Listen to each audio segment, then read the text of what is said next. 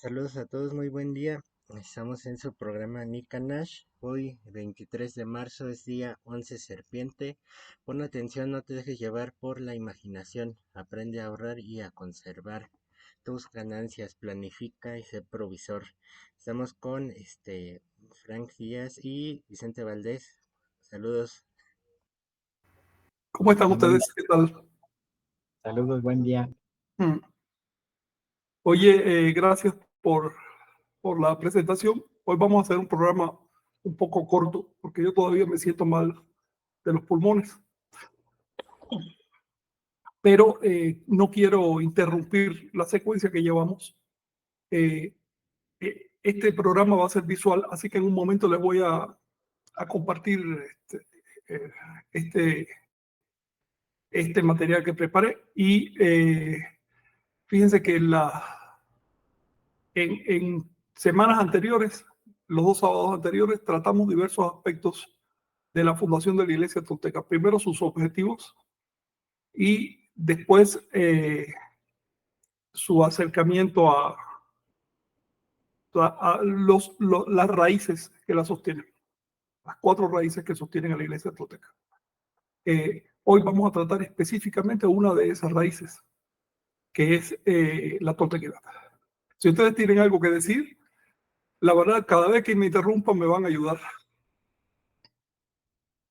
Sí, Frank, pues comentar a manera de síntesis que justamente esto que inició pues con una idea, ¿no? De pues ver esa posibilidad de utilizar justamente pues las facilidades que brinda una organización, en este caso una AR, son fundamentales, ¿no? En este sentido, porque pues debemos justamente competir en esos ámbitos en los que otras religiones pues van a las comunidades. Es realmente impresionante y hasta cierto punto indignante, ¿no? Que hasta en el pueblito más recóndito del país hay además pues de la Iglesia Católica, hay sectas protestantes, evangelistas, testigos de Jehová, mormones, hasta musulmanes, ¿no? Se encuentran justamente y en ese sentido pues también es relevante tener a consideración cómo el gobierno pues más que apoyar y bueno, no nunca ha apoyado en ese sentido a los pueblos originarios porque pues, tampoco ha habido esa intención de organizarse en ese sentido.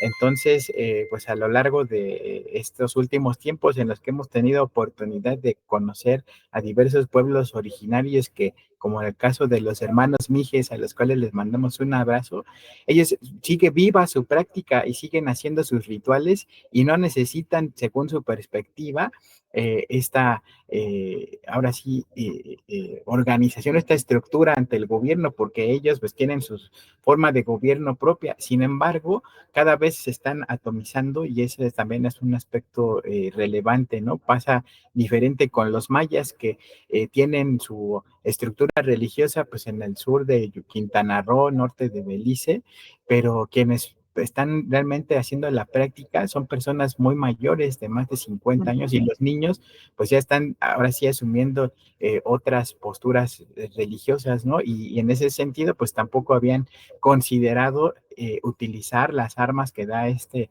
orden jurídico, por así llamarle, y pues bueno, es parte de lo que estamos haciendo y también a quienes estamos en defensa de las raíces y en específico, por ejemplo, la lengua, lo que son los textos sagrados que todavía existen a pesar de 500 años de olvido, conquista, inquisición, de todo eso.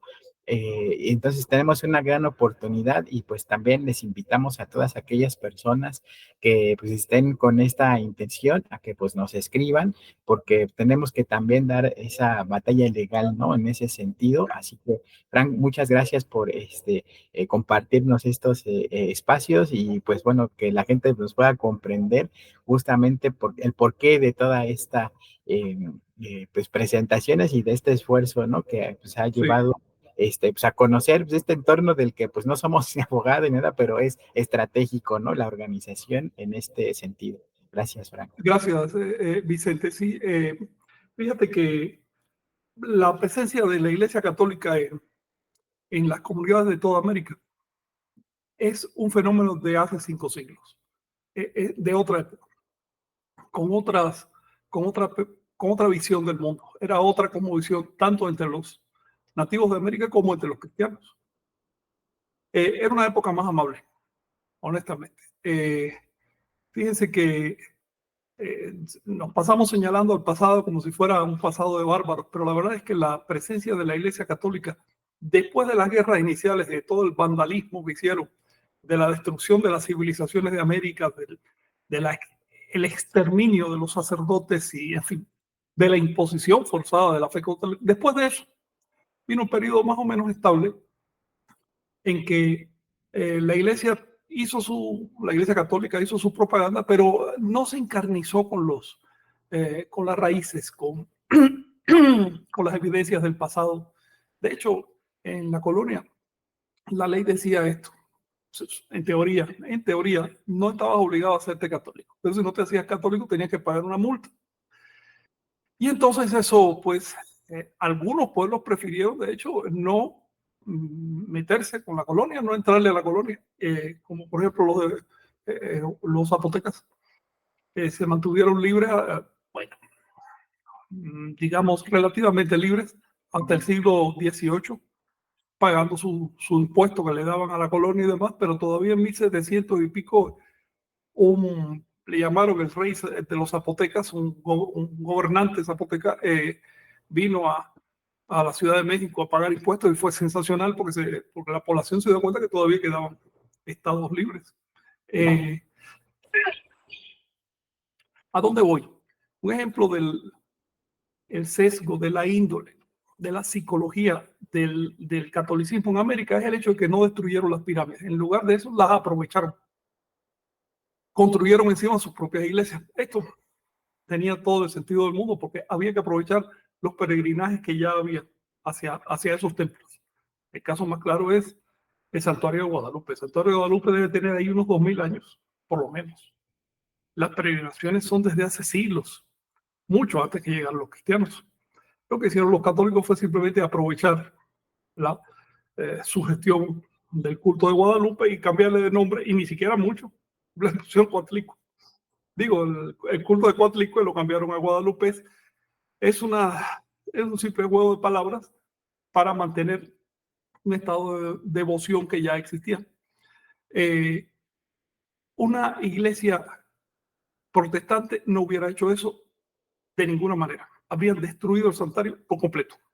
Habrían hecho algo completamente nuevo y habrían exterminado físicamente a quienes querían entrar en algún tipo de sincretismo. Eso hubieran hecho las iglesias protestantes. Y las iglesias que salieron de las protestantes como fundamentalistas, evangélicas y demás, son todavía más mezquinas, son todavía más vandálicas desde el punto de vista cultural. Por eso tú ves que en los pueblos donde hay todavía presencia católica mayoritaria, hay un cierto respeto, por lo menos hacia las evidencias, hacia las ruinas. Pero los pueblos que ya se están haciendo neoprotestantes, se está destruyendo la evidencia a la carrera. La prueba de fe que hacen las familias cuando se convierten es destruir las estatuillas que tengan, los papeles que les queden, cosas así. Entonces, hemos visto un arreciamiento, un recrudecimiento de la invasión cristiana. La invasión cristiana no se dio hace 5 siglos, empezó hace 5 siglos y sigue hasta ahora y se va recrudeciendo, se está poniendo cada vez peor.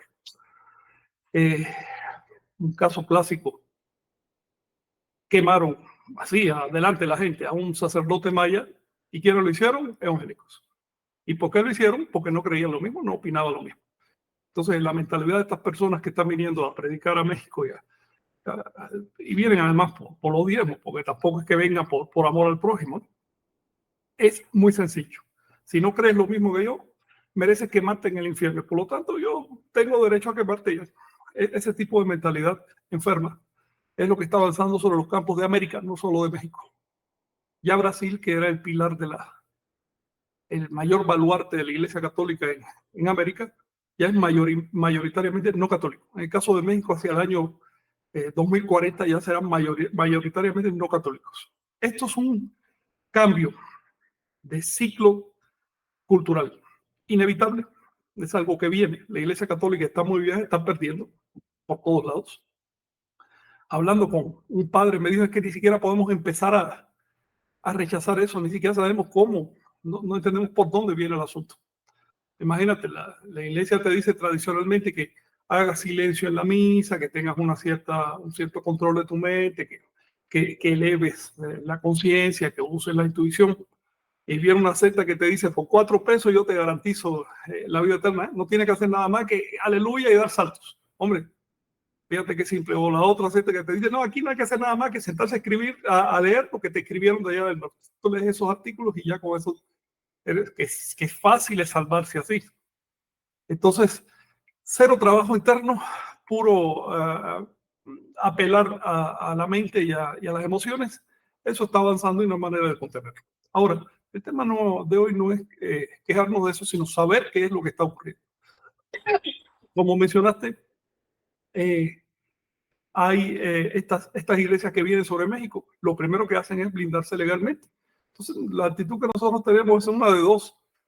O seguimos a la antigua, o nos adaptamos a las nuevas formas y aprendemos a luchar en el terreno moderno, es decir, con las armas que nos ofrece la legalidad, con las armas que nos ofrece Internet, a luchar con los medios de ahora. En la época de la Iglesia Católica, no todos se hicieron católicos. Hubo reacciones a la imposición del cristianismo, como por ejemplo la misma iglesia cruzó, es una iglesia reactiva. La iglesia chamula también, ya en tiempos más recientes, pero perteneciente a ese, digamos, linaje de iglesias nativas, está la iglesia nativa de Norteamérica y su filial en México, que fue la iglesia Incaltona. También en el primer tercio del siglo XX surge en Sudamérica la iglesia Santo Daime, que es una iglesia nativa, y en los últimos, digamos, menos de 10 años surge o intentan de armar en Perú la iglesia tahuantinsullana, que le llaman. Ahora bien, estas iglesias nativas que existen hasta ahora no saben luchar, no tienen recursos, no saben entrar a la internet, no saben hacer difusión, no saben actualizar las enseñanzas para que sean atractivas a todos. Se refugian cada vez más en la tradición, enarbolan la palabra, no, porque yo sigo la tradición, como si la palabra tradición fuera prehispánica. La palabra tradición es española y el concepto de la tradición también viene de fuera. Lo que había antes no era una tradición, era una cultura viva. La toltequidad es una cultura viva. Para que una cultura se mantenga viva hay que innovar, hay que adaptar, pero hay que hacerlo sin sacrificar la esencia. En cuanto sacrificas la esencia de una cultura a base de innovaciones y cambios, ya deja de ser cultura, se convierte en folclore y empieza a derivar. Lo que intenta hacer la iglesia tolteca es aprovechar los recursos actuales sin descuidar la necesidad de adaptar la toltequidad a los tiempos modernos. Y de hecho, de eso quiero hablarles ahora. De hecho, me gustaría hacer un repaso muy breve, a ver si encuentro aquí un repaso muy breve de lo que tocamos en las semanas pasadas para entrar en materia, ¿no? En el primer encuentro de esta serie hablamos de cómo se funda la iglesia tolteca y por qué. Y mencionamos que tiene varios objetivos. El primero de ellos es promover la fraternidad entre todos los seres humanos. Luego, aquí no hay rechazo porque, por ejemplo, las iglesias cristianas son machistas, generalmente. Así que las mujeres no pueden hacer eso. No existe en la iglesia tolteca. Y da igual. El género, o para decirlo más propiamente, el sexo con el que naces, es un accidente. Y un accidente no puede ser motivo para una ley. Es algo que pasó. Nadie puede evitar nacer en determinado sexo o en determinada, digamos, tendencia sexual. Y eso no debe ser óbice, no debe ser un impedimento para que la persona, si tiene mérito, llegue a cualquier nivel organizativo entre la iglesia tolteca. El hecho de que las iglesias cristianas sean machistas es una lacra. Es una vergüenza para la humanidad y que además los creyentes lo toleren, ¿no? Eso es una vergüenza. Aunque lo diga Jehová. Jehová es machista, lo comprendo. Pero Jehová es solo un invento de la mente humana. No hay que hacerle mucho caso. Jehová, por ejemplo, Jehová dijo cada cosa, escribió cada cosa de la Biblia que si la repitiera aquí censurarían este programa. Pero juran sobre la Biblia en los tribunales. Así de hipócrita es nuestra sociedad. Segundo, el segundo objetivo de la Iglesia Tolteca, les dije, es promover los valores de la toltequidad, que básicamente se resumen en cultivarnos integralmente, respetar a la naturaleza y a los demás seres y comprometernos con la sociedad. Un tolteca no es un marginado social, pero para nada. El tercer objetivo es promover las prácticas nahuálicas, porque la verdad lo que le da sentido a la Iglesia Tolteca son las prácticas nahuálicas. El nahualismo es el origen de la toltequidad, el nahualismo es el final. Las culturas van y vienen, pero las prácticas nahuálicas se quedan porque no son pertinentes a la cultura, no son productos culturales, son productos biológicos. Así que desde que surgen los primeros chamanes dicen, oye, yo quiero acrecentar mi percepción. Y esto no es una cuestión de conveniencias sociales o de ponernos de acuerdo o de moda, no, esto es una cuestión de un deseo profundo que hay en el fondo de todo ser vivo, acrecentar la percepción. El siguiente objetivo es difundir universalmente las enseñanzas de la toltequidad. Es decir, salir de esa idea de que la toltequidad es para los que nacen en Mesoamérica, o peor, los que nacen en México. Es decir, para la frontera que me imponen, entonces ahí yo me quedo porque no puedo ir un poquito más allá de eso. Salir de esa idea retrógrada y colonialista y entender que la toltequidad fue creada para toda la humanidad. Esa fue la vocación expresa, reflejada en los cantos náhuatl de los creadores de la toltequidad. Así lo dijeron. En el momento que tú le pones fronteras a la toltequidad, sean raciales, étnicas, de familia, de nación, de lengua, de la cultura que hables, en ese momento estás traicionando la toltequidad, para que no haya dudas sobre eso. El siguiente objetivo de la Iglesia Tolteca es cultivar nuestra identidad. Esto es un factor importante, porque uno de los grandes problemas que tiene la humanidad ahora es falta de identidad. Cuando no tienes identidad, tú eres como una veleta al viento, vas para donde sopla el viento. Por eso es que las masas se meten hoy en esta secta, mañana en aquella, según lo que les digan. No hay una identidad profunda, aún decir, ¿sabes qué? Yo quiero esto en la vida, para mí es independiente de lo que me digan los demás. La identidad tolteca, nosotros la basamos en las raíces culturales históricas de América, pero eso no quiere decir que pongamos esas raíces por encima del resto de la humanidad, solo que esas raíces, digamos que manifiestan un poco más de limpieza, con un poco más de profundidad, lo que es el ser tolteca. El siguiente propósito objetivo de la Iglesia Tolteca es rescatar el libro sagrado de Anáhuac. Esto es una cosa básica, porque bueno, las grandes culturas de la Tierra tienen libros sagrados. Que haya un libro sagrado en Anáhuac y ni siquiera se conozca, eso es vergonzoso. No estoy diciendo que no lo conozca el pueblo. Finalmente, nadie está obligado a estudiar antropología. No lo conozcan las academias. Con la cantidad de reportes, además, la cantidad de texto que se conserva de ese libro. Eso es vergonzoso. Entonces, una misión de la Iglesia Tolteca es rescatar el libro sagrado. Por último, nos proponemos cumplir las profecías. Esto requiere una aclaración. Nosotros no esperamos que se cumplan las profecías. ¿Ok? Frente a las profecías toltecas, la actitud no es esperar, sino decidirse a cumplirlas. Si no te decides a cumplirlas, no van a ocurrir. Las profecías no son un producto mágico, ni un Dios que viene y dice las cosas. Las profecías son propuestas culturales. Si tú las asumes, las cumples. Si no las asumes, no se cumplen. Así que a todos estos compañeros que están esperando que aparezca la serpiente plumada, que aparezca otra cosa, yo les recomiendo que se compren un cómodo sillón para que estén tranquilitos ahí esperando hasta que llegue lo que tiene que pasar.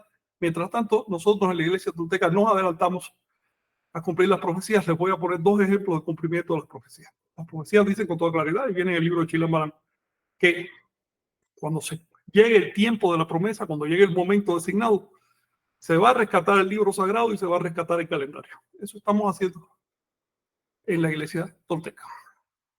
El siguiente encuentro fue sobre Anáhuac, que es uno de nuestros 4 pilares básicos. Los pilares son Anáhuac, la toltequidad, el nahualismo y la serpiente plumada. Esos son, digamos, las cosas, los conceptos que nos sostienen. ¿Tienes algo que decir, Vicente? Sí, también en este sentido, pues han preguntado, ¿no? Bueno, y entonces adoran, veneran a muchos dioses, o sea, se van a recuperar todas esas pues danzas, bueno, esa parte de adoración, de rituales, donde sacrificaban gente, cosas así, pues no, en ese aspecto ahí lo importante es recuperar lo que son, como decía, ¿no? Las bases de lo que son justamente, pues ahora sí, el emblema de la cosmovisión, o sea, tanto el ejemplo, la vida, ¿no? Que hizo el avatar, Seacat y los demás avatares, y pues que plasmaron sus experiencias, su sabiduría, la cosmovisión, el libro sagrado, ¿no? Que también es Claro. importante, y prácticamente pues es... ahora sí, pues iniciar con la creación, con una adaptación a nuestro tiempo, ¿no? En ese sentido, como por ejemplo en la época anterior, cuando se hacía un bautizo, ¿no? Todo lo que implicaba que eran días para preparar a las personas, a conocer a las familias, era un ritual muy extenso, pues ahora por circunstancias, pues hay que adaptar, ¿no? También en ese sentido. Hay reminiscencias en los pueblos de provincia, en Oaxaca y demás, ¿no? Todas esas fiestas de pueblo y demás, pero justamente pues es un proceso de nueva, de construcción, de adaptación y pues de ser prácticos, porque en ese sentido, pues por ejemplo, adaptarnos al entorno, ¿no? Y si aquí hay mezquite y se tiene que usar y tiene que ser, se puede atentar contra el mezquite, contra cualquier otra planta y demás, y si en Rusia hay un tolteca y allá no hay de eso, entonces no se cumple, ¿no? Tenemos que adaptarnos y justamente trascender todas esas partes que pues ya quedaron atrás y adaptarnos a la modernidad de este siglo que estamos. No podemos amarrarnos a formas. Tenemos que ir por delante con el contenido y para eso primero hay que entender el contenido, la esencia. Las formas son secundarias. En cuanto a un movimiento ideológico se empieza a amarrar a la forma, empieza a languidecer, termina convirtiéndose o en una dictadura o extinguiéndose. Es lo que ha pasado con las iglesias de la tierra, que ya no se trata de quiero entender de qué se trata, qué simbolismo hay atrás, sino de que tengo que obedecer o me voy por el infierno. Y en algunos países te mandan por el infierno. Entonces, la toltequidad no puede consensuar, no puede amoldarse a esa imagen tosca, superficial de la religiosidad. La religiosidad empieza por la comprensión. Si no comprendes, no estás haciendo nada. Fíjense que el primer pilar de la iglesia tolteca de que hablamos es Anáhuac. Comentamos que Anáhuac surge con el invento del maíz. Eso fue al inicio del Cuarto Sol. Hace unos 10.000 años, más o menos. Arqueológicamente está mostrado que fue entonces cuando empieza a haber experimentos con el maíz y muy rápidamente, ya hace 8.000 años ya había un maíz del tamaño actual y variedades. ¿No? Es decir, el intento de encontrar un cultivo extensivo y que produce un grano fácil de conservar, que produce panes y cosas así, obligó a la gente a hacerse sedentaria. Cuando se hicieron sedentarios empezaron a civilizar, porque es el único modo de mantener la sedentariedad, hacer calles, hacer instituciones, hacer estratos sociales, y así surgió la civilización de Anáhuac. 5.000 años después, al inicio del quinto sol, es decir, hacia el siglo 32 a.C., se inventó, según el testimonio del propio calendario, se inventó el calendario. No estoy diciendo que fuera en momento literal, aunque a mí me parece que sí, pero el propio calendario se fecha más o menos hacia el siglo 32 antes de Cristo, hace unos 3.150 años, cosas así. Ahí pone su punto cero. Este evento quedó reflejado en el mito de Anáhuac como el logro de una pareja llamada Zipactona, los Ochomoco, así les llaman las fuentes, que en realidad son personificaciones del propio calendario. Zipactona significa el primer tonal, es decir, el primer día del año sagrado. Y Ochomoco es la fecunda, la paridora. Entonces sus nombres son apodos posteriores, son personificaciones, pero eso no significa que no haya habido profetas reales, personas reales, que hace tantos miles de años se sentaron en una mesa y escribieron y diseñaron el calendario. El calendario de Anáhuac no es un producto popular, ni se fue haciendo poco a poco, ni nada de eso. Es un producto totalmente de mesa. Cuando digo de mesa, no significa que literalmente lo hicieran en una mesa. Sabe Dios qué medio material tenía. Pero se ve que es un producto eminentemente intelectual, por eso es tan coherente y tan complejo. Otra etapa de Anáhuac la siguiente etapa fue cuando llegaron los cristianos. Yo insisto en que, claro, llegaron los europeos, pero en realidad los europeos fueron usados por los cristianos. Los mismos europeos fueron invadidos por el cristianismo. Ahí tú tienes a los españoles. Los españoles sufrieron un proceso de invasión también, destruyeron su religión ancestral, quemaron no sé cuánta gente. Cuando llegaron aquí a América todavía estaban quemando gente los cristianos en España. Es decir, no hay que satanizar españoles contra anahuacas, no. Los españoles fueron tan víctimas como los anahuacas de algo que está por detrás, que es la religión cristiana. Esa fue la que llegó a América y empezó una fase triste, una fase muy oscura del desarrollo de Anáhuac, que todo tuvo que pasar en clandestinaje. Ya con la independencia empezaron a salir un poquito las cosas, pero ya se había destruido mucho. La fase más reciente comenzó hace, que será unos 50 años, con la revalidación del concepto de chamán y del concepto de toltequidad. Esto lo hizo Carlos Castaneda, así que nos guste o no Carlos Castaneda, pero es un hecho. Antes de él nadie lo había hecho, después de él todos simplemente lo copiaron. Él revalidó entonces los conceptos del nahualismo y el nahual y el concepto de tolteca y toltequidad. Por lo tanto, nosotros consideramos que la publicación de su obra fue un parteaguas.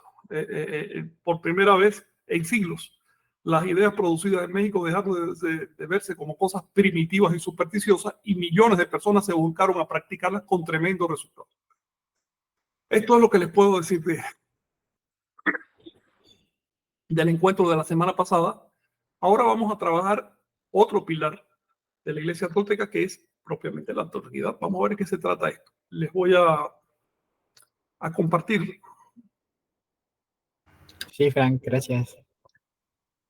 Recuerden, si tienen preguntas, comentarios ahí seguimos con Chiknawi. Adelante, Frank. Sí. ¿Está compartido, verdad? Sí, lo vemos. Bien, perfecto. Fíjense que la iglesia tolteca basa sus creencias en la toltequidad. Les voy a adelantar algo que viene para la semana que viene. Basa sus prácticas en el nahualismo, pero sus creencias en la toltequidad. Miren, una ideología, de hecho una cosmovisión, es un sistema de creencias y prácticas. Y asimismo se puede definir una religión, porque no hay una diferencia esencial entre religión, cosmovisión, ideología. Incluso una ideología política, la de un partido o algo así, no es más que un sistema de creencias y prácticas. La cultura más extraña o más simple o más común que tú quieras es un sistema de creencias y prácticas. Una religión, la que sea, es un sistema de creencias y prácticas. En otras palabras, no hay que agarrar cuerda, no hay que sentirse incómodo por definiciones secundarias. Lo que importa no es si le llamas cosmovisión o le llamas religión. Cosmovisión budista, religión budista, lo mismo. Cosmovisión tolteca, religión tolteca, es lo mismo. Es el conjunto de creencias y de prácticas asociadas que tenían los anahuacas. La toltequidad fue diseñada por los profetas de la serpiente plumada, así directamente. Por supuesto, hay un contenido y hay una base en la religiosidad popular y en la cosmovisión popular que la va haciendo el propio pueblo. Pero sin esos profetas, es la palabra que les pega, que aparecen de cuando en cuando, que reconducen a las masas y por lo tanto se buscan problemas, eso hay que tenerlo en cuenta. Sin esas personas, la cultura degradaría y se extinguiría. Los pueblos que no tuvieron profetas no hicieron el cuento. No estamos hablando de ellos ni nos acordamos de su existencia. En el caso de Anáhuac, cada cierto tiempo aparecieron grandes profetas y después aparecieron profetas menores que recondujeron al pueblo en determinada dirección. No es fácil decir, señores, vamos mal, la cultura se está agotando y esto son puras rutinas, se está acabando el espíritu. Es necesario hacer un corte y tomar por esta otra calle. Eso no es fácil. Por eso en Anáhuac, quitando a Zipantor, a los Chomocos, todos los demás profetas grandes que hubo, los mataron o los obligaron a matarse. Así, y lo hicieron los anahuacas. Es decir, no vinieron cristianos a hacerlo. En otras palabras, el fenómeno de los profetas es universal y en todos lados sigue las mismas pautas más o menos. No solo acosaron a Jesús, también lo hicieron con Buda. Buda lo obligaron bueno, lo envenenaron. A Krishna lo clavaron contra un árbol con una flecha, fingiendo que era un accidente de caza. Y así, a Zoroastro lo desollaron. Luego, no es de sorprender que a Seacatl lo hayan orillado hasta quemarse, igual que le pasó miles de años antes a Nanahuatzin.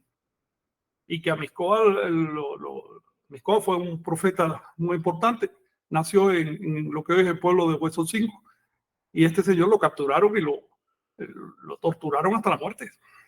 ¿Por qué? Porque estaban predicando la renovación de las enseñanzas. Y los abuelos de la tradición de su época no querían renovar. Querían seguir en su misma marchita porque eso les dejaba dinero. Vivían de eso. Entonces, ¿cómo me vas a renovar las enseñanzas? Ahora me tengo que poner a estudiar, me tengo que poner a practicar. No, hombre, mejor te mato y seguimos como vamos. Pero finalmente las ideas de los profetas se imponen porque son seres superiores. Y por eso estamos hablando de la toltequidad, que es su producto en Anáhuac. Fíjense que los profetas de la serpiente plumada no solo han aparecido en Anáhuac, han aparecido en todos los pueblos. De hecho, han aparecido en todas las especies humanas, no solo en el Homo sapiens, y es probable que hayan aparecido hasta en un género anterior al nuestro. Esto a partir de las evidencias materiales que dicen que ya había autoconciencia en un género anterior al nuestro. Donde surge la autoconciencia, siempre hay personas que son conscientes y dicen, oigan, señores, mire, si seguimos como vamos a terminar agotando nuestro capital cultural. Ahora bien, aquí les traje esto para que quede claro cuál es la relación de los profetas de la serpiente plumada con Anáhuac. Así como los cristianos tienen a Cristo. Bueno, Cristo es parte de un linaje. Antes estaba Moisés, antes estuvo Abraham, antes estuvo Noé. Todos esos son avatares. Los musulmanes se insertan en ese linaje. Tienen los zoroastrianos, antes de Zoroastro estuvo Hom, estuvo el otro hubo varios. Tienes a los hindúes, que ahí tienen a Krishna, después antes a Rama, el Balarama, el otro, hasta llegar a Vishnu, que es el prototipo. Todas las culturas vamos a encontrar los linajes de profetas, en todas, y Anáhuac no es la excepción. De hecho, en Anáhuac el advenimiento de la serpiente emplumada, es decir, del espíritu crístico o avatárico, como le quieras decir, ese advenimiento quedó sumamente marcado, porque a diferencia de otras culturas que tenían calendarios más simples, los anahuacas tenían un calendario muy profuso y es un calendario que marca los ciclos de retorno de la serpiente emplumada. Entonces, le daban mucha importancia a ese tema. Los anahuacas eran más mesiánicos milenaristas que los propios cristianos. Esto es una observación. Estudiantes de historia, de antropología, profesores, no van a entender la religión mesoamericana si no consideran el fenómeno mesiánico milenarista y lo multiplican. El otro factor para entender la religión mesoamericana es el calendario. Y es necesario entender los ciclos largos de calendario, que son los que tienen influencia social. Fíjense que la toltequidad fue resultado de un encuentro, de un abrazo, si tú quieres, porque fue un encuentro pacífico, fue un buen encuentro. Estaban los chamanes desde hace milenios con su corpus de ideas, con sus prácticas. Y por otro lado, el pueblo empezó a civilizar cuando se creó el maíz y todo eso, por necesidades materiales. No es tampoco que quisieran civilizar, es que se acaba la casa mayor, cambia el clima, hay una serie de circunstancias que si no inventan el maíz se mueren de hambre. Inventaron el maíz y eso los obligó a hacer ciudades. Las ciudades les obligaron a hacer estados y así sucesivamente. Terminamos con una civilización en Anáhuac. El encuentro del chamanismo o del nahualismo, que es como se le llama en América, con la civilidad produjo la toltequidad. Así que la toltequidad no solo es un grado del proceso civilizatorio, no es un estado de la civilidad, sino también tiene raíces chamánicas, a diferencia de lo que pasa con otras cosmovisiones de la Tierra. Por ejemplo, si tú quieres encontrar las raíces chamánicas de cristianismo, te tienes que centrar en Jesús y si acaso un poquito en Pablo. Ya los demás ni siquiera se dieron cuenta de eso. La religión cristiana no solo no es chamánica, sino que persigue a los chamanes y los quemó. Y todavía hoy siguen diciendo que eso son cosas malas, que es idolatría y que te vas al infierno si practicas chamanismo. Todavía hoy, 2000 años después. Así que chamanismo, la religión cristiana, únicamente Jesús, que sí lo era y que lo dijo con toda claridad para el que sabe entender estas cosas. Digamos que la religión budista es mucho más amable. El budismo convive con el Bon, que es la orden de chamanes de allá del Tíbet, y no se depredan. No es tampoco que sea muy amigo, pero no se depredan, porque la cultura budista es pacífica. Lo mismo pasa en la India. Pero si te vas, por ejemplo, al Islam, los chamanes de antemano ya están erradicados. Simplemente no se puede tolerar una persona que no acepte someterse, es lo que significa el Islam, al dictado de los sacerdotes en nombre del Ser Supremo, ¿no? En otras palabras, en el viejo mundo, los chamanes fueron expulsados de la sociedad o tolerados, pero no integrados. Mientras que tanto en México como en Perú, los chamanes fueron adoptados por la civilización y transformados en una casta sacerdotal respetable, totalmente respetable. Tenían presupuestos del Estado incluso para trabajar. En algún sitio leí que había cerca de Tenochtitlan un monasterio chamánico, y para que tengan en cuenta qué grado de organización, en ese monasterio vivían como 24,000 personas, es decir, más grande que el actual pueblo de Tepoztlán, te puedes imaginar. Luego era algo completamente organizado. Los anahuacas necesitaban mucha organización porque como estaban aislados en el territorio y carecían de animales de transporte, una serie de cosas, si no se organizan, desaparecen. Entonces, recapitulando, toltequidad le llamamos al encuentro del chamanismo con el nahualismo, si quiere, con la civilidad. ¿Y qué es el nahualismo? Es justamente el chamanismo a través de la civilidad. ¿Ven? Si tiene alguna cuestión que decir. Y Frank, pues también en este sentido, como comentabas hace un momento, ¿no? Si intentamos conocer el calendario a través de estos lentes, de estas gafas ahora que acaba de ser el equinoccio, ¿no? De que era un calendario agrícola o que seguía estas instancias, pues estamos perdidos, ¿no? Entonces también lo mismo con la toltequidad, ¿no? Que trasciende justamente, pues estos ámbitos, ¿no? Que vienen desde estas raíces que nos muestran, ¿no? Con las pinturas rupestres, inclusive, ahí es lo que tengo así como muy presente, ¿no? En este sentido, como a pesar, bueno, de tener desde estos orígenes de las cavernas y demás, el Tlili-Tlapali, este concepto se plasma ahora sí en toda la herencia escrituraria, hasta justamente, pues ahora sí, obtener esta consumación en el Teomochtli o el libro divino, que es justamente la integración de todas esas experiencias, ¿no? Que se dieron a lo largo del tiempo y que, como dices, es también nuestra misión, ¿no? Ahora sí, integrarlo y brindarlo para que la gente de las comunidades y aquí en México, en Anáhuac, en todo el mundo las conozcan, ¿no? Fíjate que voy a insistir en esto porque es necesario. Si le quitamos el lado práctico a la toltequidad, ya no vale la pena. La creencia sola solo de menos. Toda creencia es una hipótesis. Estas iglesias que dicen, yo creo en la verdad, por favor, la verdad es la experiencia. ¿Cómo va a ser una creencia? Yo puedo tener mi mente de para acá, para allá, usar conceptos y todo. Sigue siendo mental, señores. Un estornudo es mucho más verdad que todas las verdades reveladas intelectualmente de las religiones de la tierra. Entonces, es importante insistir en el lado práctico de la toltequidad porque eso nos justifica como iglesia tolteca. Aquí les traje unas imágenes que cualquier ensoñador va a reconocer enseguida de qué se trata. Ahí ve, por ejemplo, la técnica de mirarse las manos, el desarrollo del doble, la fusión el alineamiento de las atenciones, etc. Es decir, son cosas prácticas. Da igual que creas en esto, creas en lo otro, que no creas. Si haces los ejercicios, funciona. Obvio. Si quieres avanzar en los ejercicios, tienes que empezar a aplicar higiene mental. Esto lo digo de antemano, ¿no? Y creo que le dedicaremos un tema a esto. Por otro lado, lo que es la civilización de Anáhuac puso la validación sistemática de los postulados chamánicos. Es decir, no, espérate, no me digas tal cosa, verifica, pruébalo, demuéstralo. Vamos a escoger un grupo de personas y ver si funciona, porque puede ser tu sugestión. ¿Ves? Por ejemplo, el primero que descubrió el ensueño dijo, a ver, vamos a hacer un experimento, y resultó que otros también podían ensoñar. Entonces llegaron a consensos intersubjetivos, que es lo más parecido a la objetividad que va a encontrar el ser humano. Es decir, consensos basados en las experiencias de grupo de personas, no en las creencias. Entonces, lo que puso la civilidad se caracteriza por la tendencia a sistematizar. Es necesario sistematizar la vida o se extingue.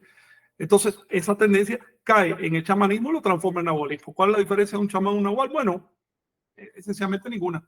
pero podemos decir que un nahual es una persona educada que aprende a colocar las palabras, que no se entrampa con sus propias creencias y por lo tanto abre puertas, abre ciertas puertas que dependen de cómo manejemos la mente. La toltequidad fue el factor que permitió la supervivencia de las civilizaciones, tanto en Aragua como en Tahuantinsuyo. Ambas civilizaciones estaban aisladas, tanto la geografía como la historia. No tenían el ejemplo de una civilización anterior que tomar como referencia. No tenían una civilización vecina a la que pedirle un préstamo o ir a saquearla. Estaban condenadas a sostenerse a sí mismas y lo consiguieron durante milenios. ¿Y cómo lo consiguieron? A través de la Toltecayotl, que en los Andes se llamó causa en quechua. La Toltecayotl, digamos que permitió encauzar las tensiones sociales a propuestas creativas. Por lo tanto, encontramos en las civilizaciones de América un caso inédito en el resto del mundo, algo que no aparece en el resto de las civilizaciones de la Tierra. En las demás civilizaciones vamos a ver guerras de fe cada cierto tiempo. Y en esta guerra los nuevos sacerdotes destruían todo lo posible que podían agarrar del periodo anterior. Satanizaban las creencias anteriores. Ahí tú tienes, no sé, a los santos de Egipto con cuernos que representan las auras. Y después vienen los hebreos y dicen, no, ahora los cuernos representan a Satán.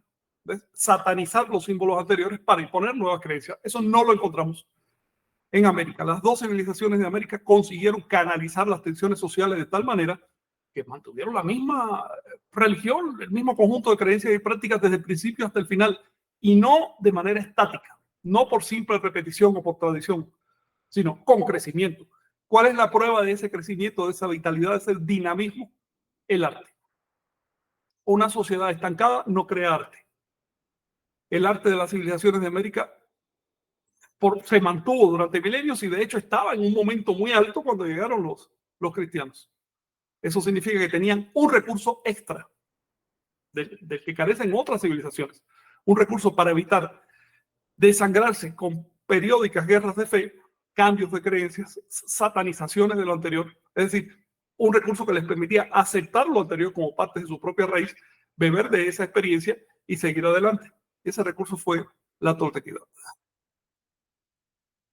Fíjense que la iglesia tolteca estudia la toltequidad a través de las fuentes. ¿Ok? Las fuentes son las que nos dan seguridad sobre qué estamos hablando. Así como cuando un cristiano saca la Biblia y lee, porque mira, aquí dice fulanito, dice tal cosa. ¿Qué está usando ese cristiano? Una fuente de hace 2000 años, una fuente arqueológica, pero que sigue viva. Del mismo modo, la iglesia tolteca recurre a las fuentes de Anáhuac. Estas fuentes son las obras de arte, los códices, tanto prehispánicos como posteriores, poshispánicos. Y en menor medida la tradición oral. La tradición oral se mantiene muy limpia y muy vibrante en pueblos como el Mije, el Maya, en algunos lugares de los zapotecas, en zonas del norte de México. Pero hay que tomarla con pinzas, porque 500 años no pasan por gusto. Y todas estas personas que practican y transmiten la tradición oral son católicos. Y ahora, para cómo son protestantes, son neoprotestantes. Entonces, cuando agarras un dato de tradición oral, tú tienes que aplicarle método antropológico, aprender a sacar lo original y descartar lo demás. Si fallamos en ese punto, terminamos en un proceso sincrético. Y la toltequidad no es sincrética, para nada. No, queremos fuentes puras, si existe el concepto. Finalmente, en la cultura todos son mezclas, ¿no? Pero bueno, queremos fuentes lo más auténticas, originales posible, para a partir de ahí empezar a crear. No es tampoco para quedarnos en esas fuentes.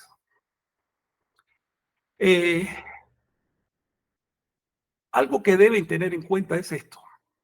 La toltequidad histórica tiene un sesgo, tiene un matiz histórico. Estaba al servicio de una civilización concreta, la de Anáhuac, con los problemas específicos de esa civilización y las soluciones de esa civilización. Ahora han cambiado las condiciones por completo. Por ejemplo, toda persona que entre a Internet está aceptando las condiciones de Internet. Es que solo de ese modo puedes participar en una red para empezar. ¿Ves? Así que toda persona que escucha esto, que está viendo esto, que participa en Internet, está adaptando lo que trae de sus ancestros a la actualidad.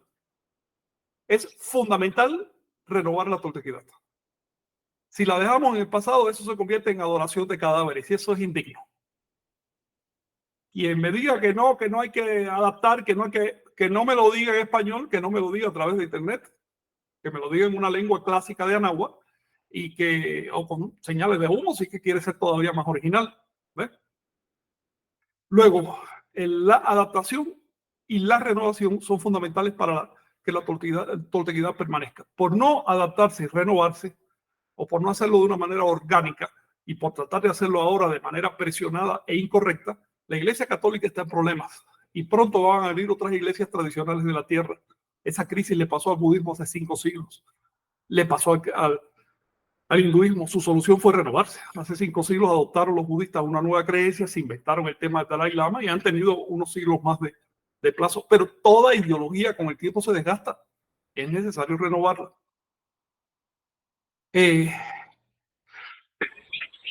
Bueno, en la lámina anterior les puse unos ejemplos para entender por qué las imágenes de adaptación. Aquí estamos viendo la primera imagen, una ceremonia de fuego nuevo celebrada en la actualidad. ¿Ves? Todos los que estaban ahí hablaban español, se adaptaron. Aunque pretendían ser más puros y más tradicionales que nadie, pero hablaban español, ninguno estaba hablando una lengua anáhuac clásica. La ceremonia es antigua, pero se adapta a las condiciones modernas, al espacio. No les voy a contar cómo fue la historia, pero se adaptó a un montón de necesidades. Incluso se adaptó en su fecha. ¿Por qué? Porque en la época de los mexicas se celebraba el 12 de noviembre, ahora se celebra el 19 por razones astronómicas. En otras palabras, la adaptación también es necesaria para reflejar el movimiento del cosmos. Al lado ven una clase que estaba brindando Guillermo Marín en un sitio de Teotihuacán. Eso es adaptación. Es necesario estudiar. Quienes nacían en la antigüedad ya nacían en el sistema de creencias, nacían en la sopa cultural, pero nosotros no, nosotros tenemos que estudiar. Bueno, repetí la imagen, les iba a poner abajo una imagen de Kinam, que es un ejemplo de cómo se toma un motivo antiguo y se actualiza. Y al lado ven lo mismo que está pasando con el juego de pelota. ¿Ves? Es decir, son intentos de mantener viva la cultura, pero al mismo tiempo de hacerla entendible para los que ahora viven. Porque si simplemente resucitamos lo que había antes, no va a ser entendible. Lo van a dejar de lado. Uno de los aspectos que importa a la iglesia tolteca y que tiene que ver con la adaptación es el recobro de la función original de los templos de Anáhuac. Traje ejemplo de la ciudad sede de la iglesia tolteca y de la toltequidad y de Anáhuac, Teotihuacán. Era y sigue siendo ciudad sede. Que los gobiernos la consideren un sitio arqueológico, un piedra sobre piedra y cosa que más bien es para traer turismo, eso es problema de los demás, no problema de la iglesia tolteca, porque la iglesia tolteca reivindica una continuidad de milenios. Por lo tanto, uno de nuestros propósitos es que se respete a los santuarios de Anáhuac. Los crearon como santuarios, no los crearon para invitar a cantantes internacionales ni para hacer dólares. Los crearon para la devoción. Recuperar la funcionalidad de los santuarios de Anáhuac. Eso es imprescindible. Sin eso, los santuarios simplemente van a desaparecer, porque el que no ama, el que no entiende profundamente de qué se trata un sitio, no lo defiende. Ahí tú tienes masas de gente subiendo aquella pirámide, que van masas de gente, hasta el punto que la hundieron de lado, como tú me dijiste, Vicente, en su momento. Hasta Vicente y Jonathan tuvieron que ir allá a hacer guardia. ¿Ves? Simplemente no les importa. La gente va a llenarse de energía y sube por esa escalera sin pensar en el desgaste que puede producir, en lo vieja que es esa estructura y que no fue creada para esa masividad. Necesitamos recuperar el respeto. Volviendo e insistiendo en la necesidad de abstraer e incluso de acrecentar las enseñanzas toltecas, porque el mundo se ha hecho más grande y si llegamos a otros planetas habrá que acrecentarlo todavía más. No se trata solo de renovar por renovar, sino de continuar el espíritu de crecimiento de la toltequidad. Cuando llegaron los cristianos, truncaron un desarrollo. ¿Por qué nos vamos a quedar ahí? ¿Por qué? Fueron los cristianos quienes truncaron ese desarrollo, no fueron los anahuacas, no fueron los toltecas. ¿Por qué obedecer a los cristianos? No queremos que ese desarrollo siga. y que siga todo el tiempo que pueda ser útil a la humanidad. Cuando ya no se recuerde la gente de que existió México, de que existió Anáhuac, de que existió la lengua Anáhuac, de que existió la propia palabra Toltecayo, pero los valores, los principios, lo útil de ese movimiento debe seguir.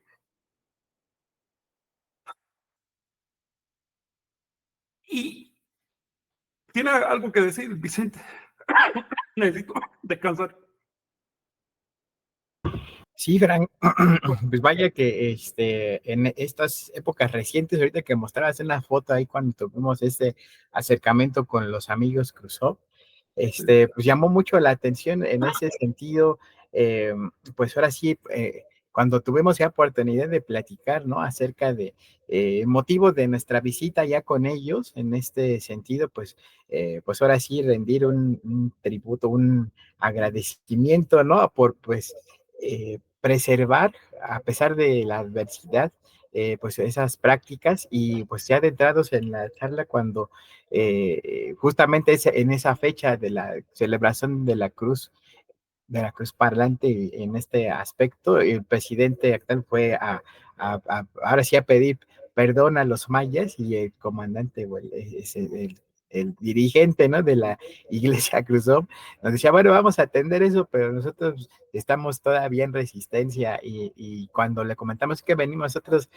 como Macehual, dice, Macehual, se dijo, sí, adelante, ¿no? Lo que ellos, hagan falta y comenzó un proceso de apertura de intercambio que pues ahorita nos ha llevado a tener justamente una visión diferente, ¿no? En ese sentido, como decía, nos sentíamos huérfanos y ya después de esta labor donde pues también les invitamos, ¿no? A consultar, como decías, a partir de esas fuentes, ¿no? Con el trabajo que hiciste de los Chilam Balam, y cuando pues, ver sus ojos, cómo se iluminaban, ¿no? Al recordar cómo se pronunciaban los textos antiguos, eso yo creo que es lo necesario, que se preserve, que se rescate y sobre todo que se viva la experiencia, ¿no? De reconocer estos santuarios sagrados, como decías, Teotihuacán, ¿no? En ese aspecto ahora también plagado por miles de personas que van con esa intención de cargarse, ahora en Chichén Itzá, ¿no? Que ya es la zona arqueológica más visitada del país,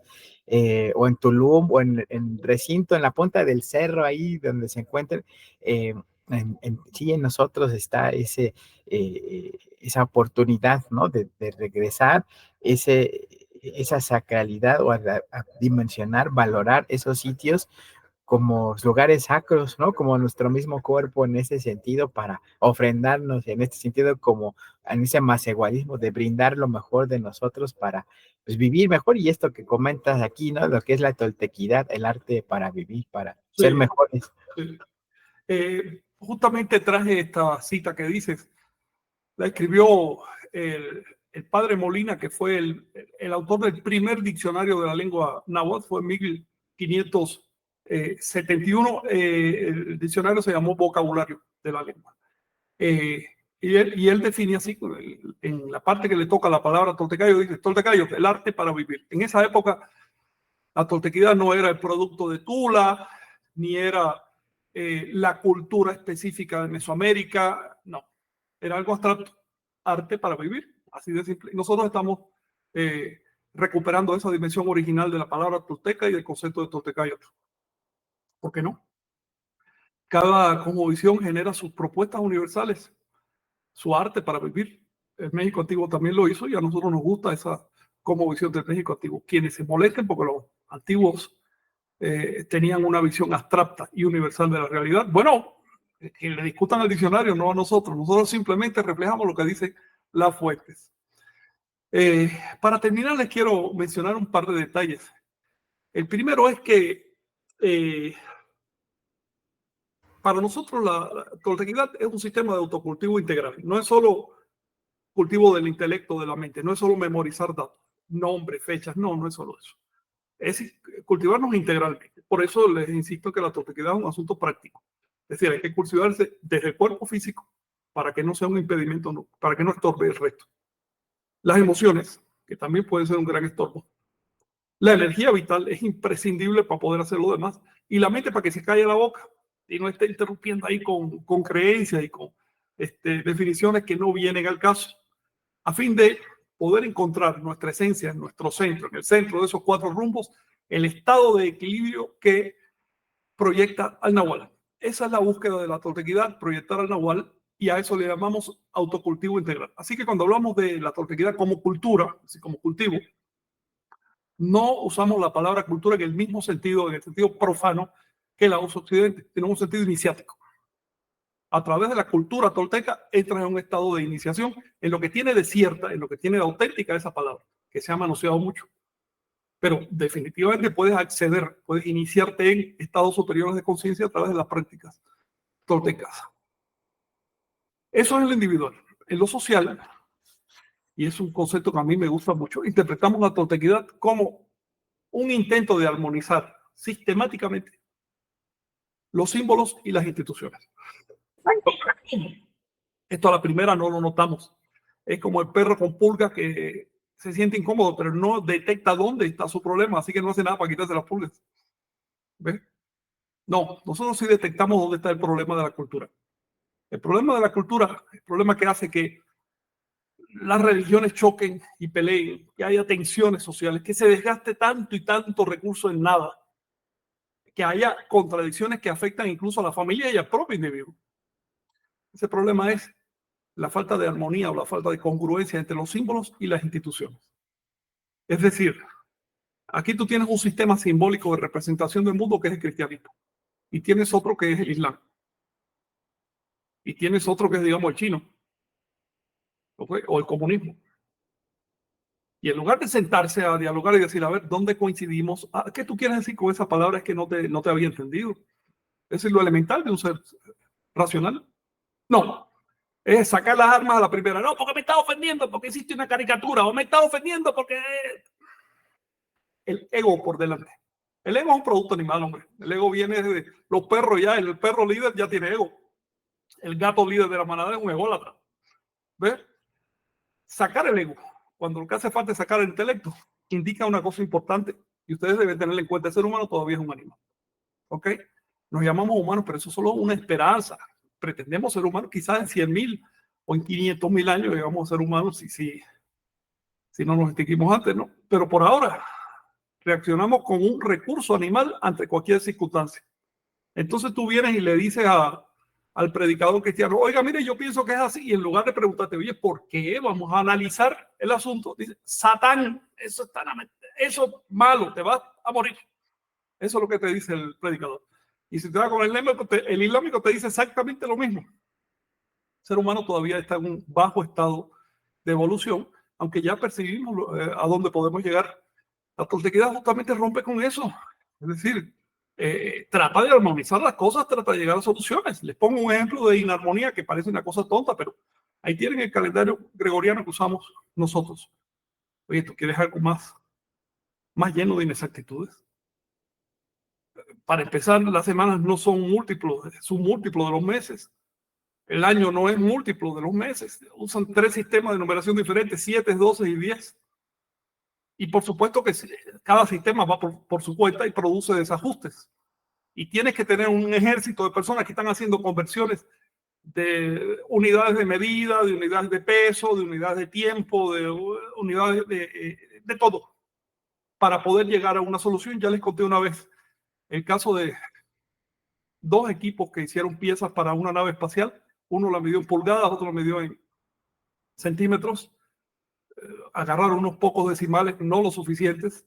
Como resultado, cuando esa nave llegó a Marte, recibió la orden de apagar los motores a 70 metros encima. Una caída de 70 metros se desbarató. ¿Por qué? Porque esos decimales ya en Marte sumaban 70 metros. Así de tonto es la civilización moderna, que no quiere integrar, que no quiere armonizar sus instituciones en beneficio de personas parasitarias que están viviendo las tensiones de los conflictos. La toltequidad propone una solución sobre las grandes cosas que la toltequidad puede aportar al mundo moderno. Y con esto ya terminé. Muchas gracias, Frank. Chignawi, ¿algún comentario final que tengas que aportarnos y de las toltecas que nos han seguido hasta este momento? Y gracias, vamos a saludar a Lucas Rodríguez, Rebelde Eleonora, Damaris Hernández, Estrellita Marinera, Alejandro R. Díaz, desde Las Margaritas, Chiapas, Gloria Hernández, desde Texcoco, Carlos Bravo, desde Chiapas, Miguel Ángel Flores, a Rosita Buchot, a Secuatzpalin, desde Tecámac, Abraham Estrada, David Pena, desde Ciudad Juárez, también Lili Olinteo estará por acá. Bueno, aprovechando que nos saludó Lili, comentarles que el 6 de abril les vamos a dar un taller de Kinam y Ensueño. Entonces ahí les estaremos anunciando ya los detalles. Pero bueno, yo espero por la tarde. Ese taller lo va a dar allá presencial en Guadalajara y yo voy a estar ahí en línea. Entonces, ahí para que estén atentos.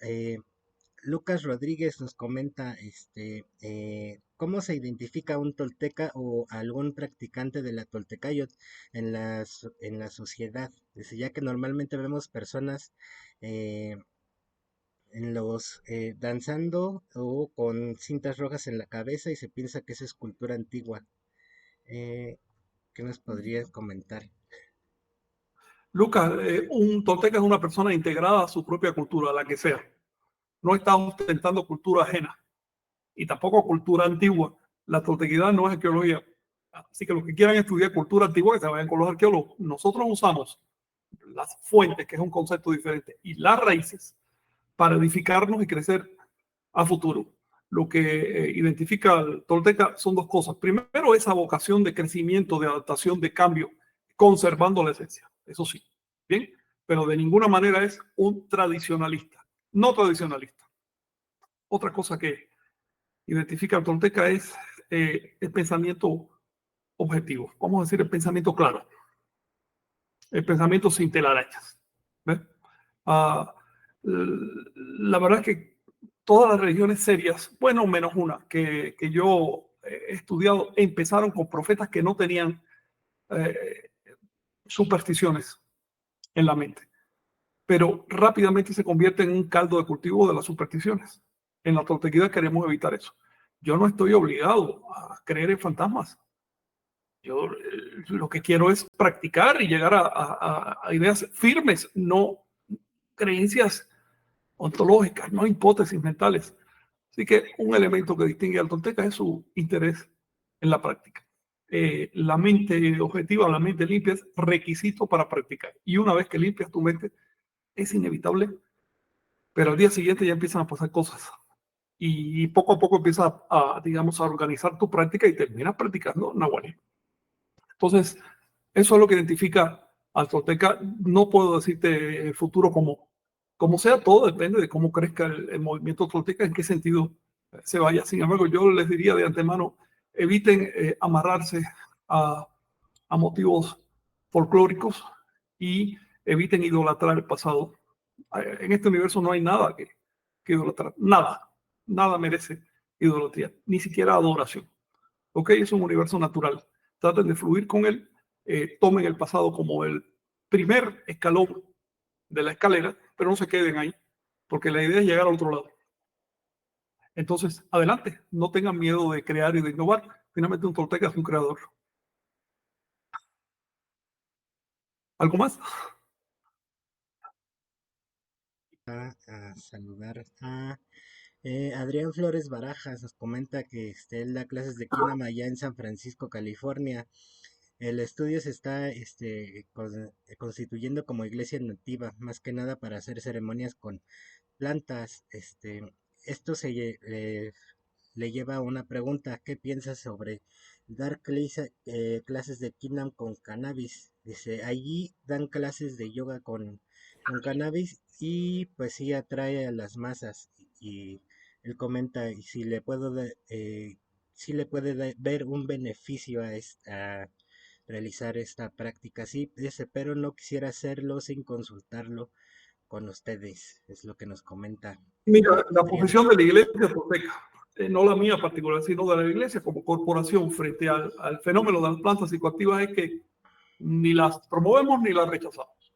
Si hay una tradición que sabe cómo usarlas, mis respetos, pero no incorporamos esa tradición a la iglesia tolteca. Hay una razón para esto. Mira, las plantas pueden ser, son lentes de aumento. Pueden proporcionarte brevemente un estado de percepción acrecentada. Eso es un hecho. Es simplemente probarla para ver que es así. Pero es un estado inducido desde fuera. Es un estado demasiado cómodo, demasiado sencillo. En mi experiencia personal, no se compara el grado de intensidad y de claridad al que he podido llegar cuando en sueño con todo lo que producen las plantas. No se compara. Hay un abismo de diferencia. La vía real es la de intentarlo por uno mismo. Teniendo en cuenta que nosotros también, nuestro cuerpo, nuestra base es un paquete químico y tiene unos límites. ¿Ok? Teniendo eso en cuenta. Pero el intento va más allá de la química y va más allá del cuerpo. Hay un asuntito con las plantas y es que si te adaptas a ellas, es decir, si dices, cada vez que quiero llegar aquí, entonces me tengo que tomar esta planta. No vas a esforzarte mucho para llegar sin la planta. Pero, insisto, esto no debe entenderse como un rechazo a las plantas. Las tradiciones chamánicas han usado plantas y empezaron con las plantas. De hecho, el consumo de plantas de poder empezó con los monos, que eran con los humanos. Y según algunos antropólogos fue la clave para que el mono evolucionara. Sin embargo, no nos podemos quedar con una herramienta tan antigua, tan primitiva. Hay otras. Yo les recomiendo ensoñar. Si ustedes quieren hacer un experimento interesante, rarísimo, ensueñen que consumen una planta de poder y observen lo que pasa. Claro, es mucho más fácil buscarse la planta en el tonal. Lo difícil es en el nahual. Y lo mismo pasa con quina. Si ustedes quieren entender realmente de qué se trata la postura de quina, háganlo en el sueño. Un poquito más complicado, pero se puede. Es asunto de intentarlo. Oye, ya yo no doy más con mi garganta.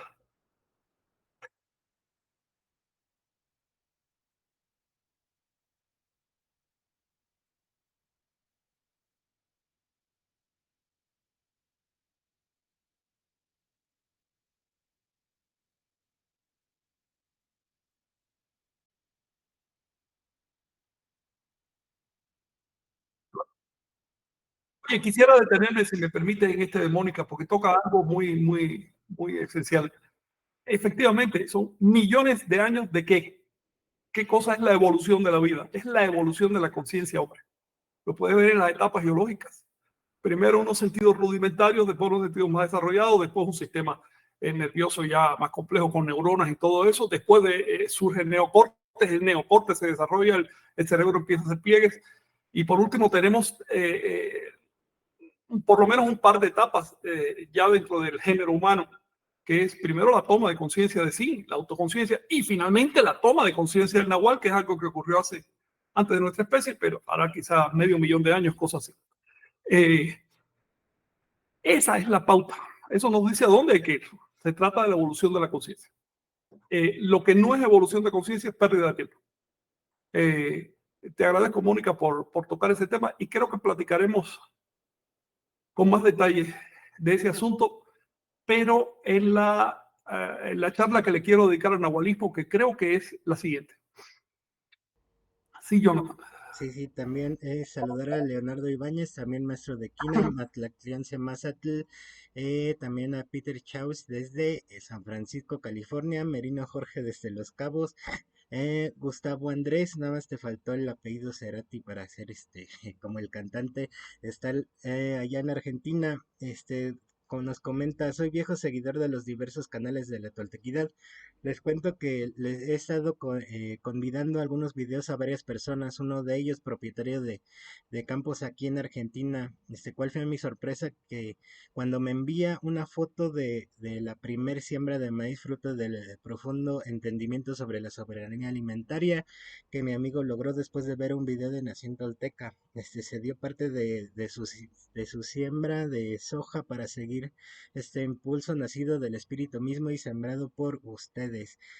Pasan muchas cosas más por aquí y sospecho que no es el único lugar donde las raíces vuelven a influir los corazones y las voluntades. La sobriedad de Frank es un bálsamo entre tanto aturdimiento social. El esfuerzo de todos ustedes se multiplicará. Tenemos en nuestro haber experiencia de los desechadores para crear apoyo total a la iglesia tolteca, el que pueda entender, que entienda. Y para cerrar, Gloria Hernández, toda la razón, profesor Frank, es adaptar a nuestro tiempo. También es nuestra obligación, los que impartimos historia o hacemos otra actividad de protección a nuestra historia y templos, hacer conciencia, visitar nuestros templos y no destruir. Comenta que vayan a los cerros, bosques o a tomar energía. Sí, como- en Gloria, la palabra para quienes se dedican a la historia o algo relacionado incluso a la arqueología es refuncionalización. Volver a la función original, solo así tiene sentido. Todo lo demás es, no sé, museos de campanas, ¿no? Vamos a poner una campana sobre un templo. Esa es una visión del siglo XIX. Lo que viene al futuro y lo que va a sobrevivir es el respeto. Y no hay respeto sin refuncionalización. Eso significa escuchar a las masas, no simplemente a los intelectuales. Los intelectuales saben mucho sobre los sitios y demás, pero las personas que lo construyeron saben más. Y esas personas todavía viven. Y además lo entendían perfectamente, ¿no? Con el calendario más, lo que llamamos nosotros profecías, o sea, ellos lo venían ya estudiado en este sentido, de cómo tienen que cambiar las cosas y evolucionar.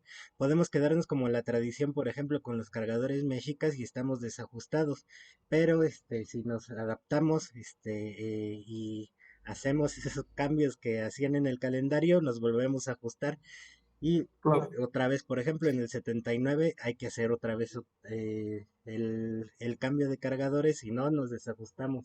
Entonces ya la misma estructura de la sociedad está plasmada en el calendario. Entonces hay que conocerlo también, justamente para ellos ya tenían, bueno, como nos comentaba Moni, esa experiencia de evolución, entonces estaba plasmada ahí, entonces sería tonto no aprovecharla, ¿no? O desarrollarla, de hecho.